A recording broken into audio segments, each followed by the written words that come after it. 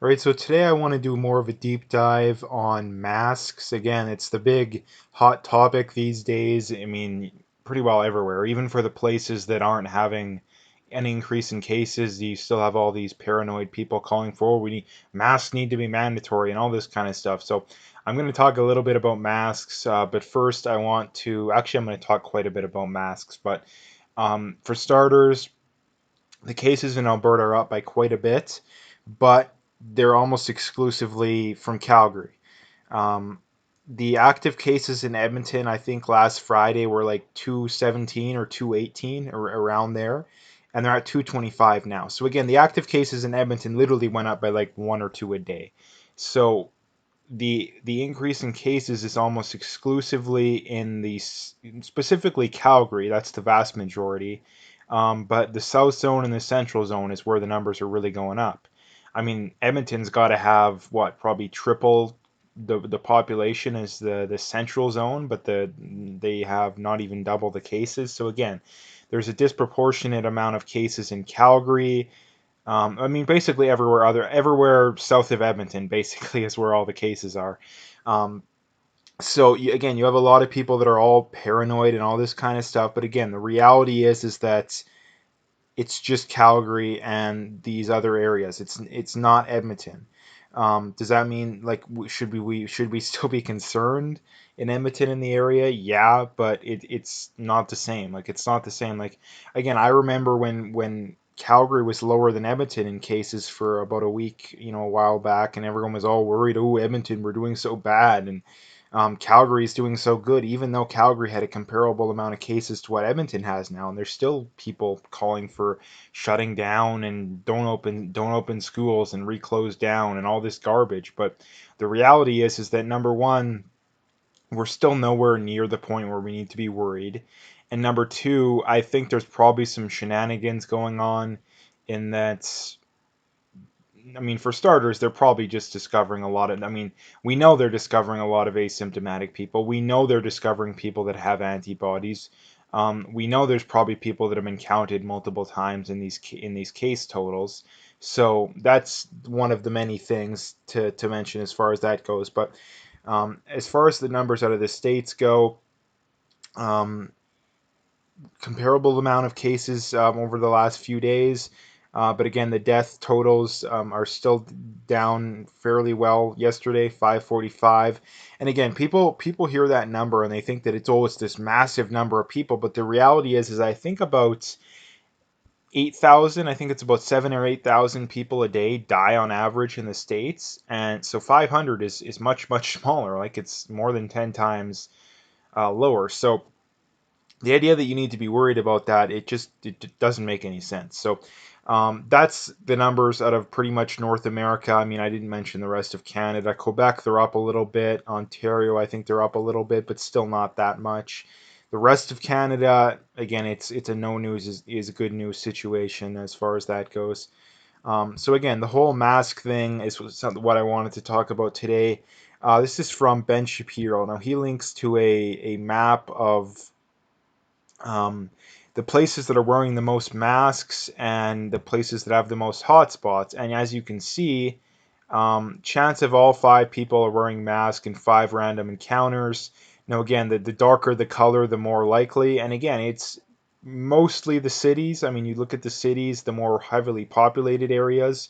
But I mean, not perfectly, but again, like look at the map here, and then look at the hotspots. I mean, you got Miami and Florida, you got the areas in California, you got New York, you got Chicago, you got all these areas that are still being hit pretty hard. But you got a lot of people wearing masks. So I think the reality is that what I've been pointing out for months now is that masks aren't this end all be all. Like literally, I remember saying when Tam said, "Oh, they don't work." I remember saying, "Yeah, they do work to an extent, but they're not perfect." And I mean, the other problem that Tam pointed out that she was right about, now all of a sudden they're completely ignoring, even though it's clearly relevant, is that number one, if you're constantly touching your face, if you're adjusting it, if you're doing any of that kind of stuff, which most people do, it's pointless to wear a mask. Number two, the cloth kind of homemade masks. again, there's no evidence that those work either. So that's the problem too, is that 90% of people wearing, probably maybe even more, out in public are not properly wearing the mask, or the mask isn't even effective in the first place. So that's the problem when it comes to these masks, is that for starters, there's no evidence that there's a clear link to them preventing the spread. And number two, um, even if there is, most people aren't using them properly. And that's the other thing I wanted to bring up, that I've been bringing up, is that there's been places that have had these mandatory mask orders for over 2 weeks now. So I'd like to see, where is the evidence of the reduction in the spread in these areas. Like, I'd really like to see it. Like, Calgary's been pushing it super hard, basically since around Canada Day. I mean, he said, yeah, you can't have Canada Day because you can't go in public. So the numbers out of Calgary should be going down. Like, I mean, a lot of these places in Ontario and Quebec have had it for a while. Where's the reduction there? Again, so the reality is that masks aren't that good. If you're sick, yeah, you should. That's the one caveat that I throw out, is that if you're sick, I mean, you should be out in public as little as possible if you are sick. But if you do have to go out for whatever reason, yeah, then you should wear a mask. But the reality is that healthy people who aren't wearing a mask, there's only a downside to wearing a mask, because number one, it doesn't guarantee anything that you don't get it if you do come in contact with someone. And number two, it is compromising your immune system, because making it harder for you to breathe, and it's not exposing you to the normal amount of bacteria that you would normally encounter, which helps strengthen your immune system. So the point being is that this is something that I think is going to bite us in the what down the road, probably next winter, is um, if there is a second wave or a third wave or whatever wave we're at, which I don't even know because there never really was a bad first one, um, people are going to have compromised immune systems, which means it's going to hit us harder. Not to mention flu. This is probably going to be a bad flu season, which they'll probably tie in with the whole virus thing and be like, oh yeah, we should have locked down. We should have had more draconian garbage. But the reality is that the reason why things got so bad in the first place is because the government screwed up, and the reason they'll get bad down the road is because the government screwed up. So anyway, that's the first thing I wanted to bring up. The next thing I wanted to bring up again is a guy linking to a fact sheet, or an FAQ sheet, from literally from the CDC, so it's can't claim that it's not a reputable source, saying the CDC does not recommend that people who are healthy wear a face mask to protect themselves from respiratory diseases, including the virus. Face masks should be worn by people who show symptoms of the virus to prevent the spread of the disease to others. This is exactly what I've been saying for over 3 months now. And why is society is so messed up that we have literal doctors, literal medical professionals who are spouting something that either they know is a lie, or they're so incompetent that they shouldn't have their job. Because someone like me, no medical expertise I mean, compared to the average person, probably a little bit of medical expertise, but compared to a doctor, no medical expertise whatsoever. And I know more about this stuff than they do. Now, the reality is that these doctors are just pushing it because the government, is pushing it, and the public is pushing it, so they'll go along with whatever. But the reality is that there's no science backing what they're saying. That is just the reality, and that again, the CDC said it. Like, the CDC said it. Like, on what changed? Like, show me the study that's came out over the last 2 months that's completely disproven what we've known for decades. Like, show me that study. Like, where is it? But again, obviously, it doesn't exist.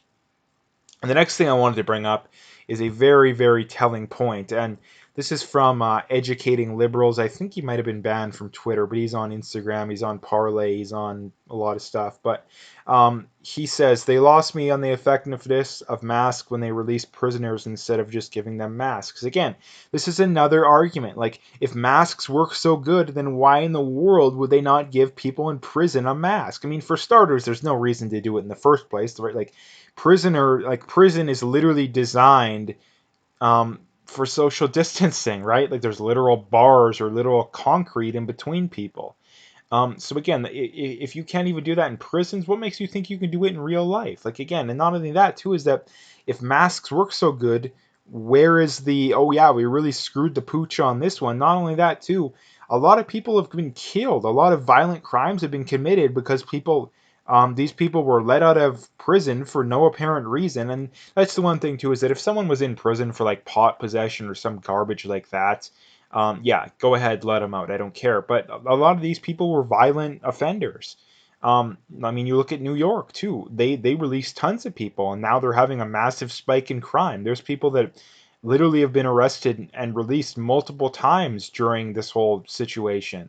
And it doesn't make any sense. And even regardless of what your position is on masks, this is something that everybody should agree with, that everybody should agree with. But no, we can't, because the government is the fact that these levels of contradictions exist in society, um, just prove that there's no way to effectively run and maintain the society we're currently going in, because anybody with half a brain hears stuff like this and just laughs. Like, they just laugh.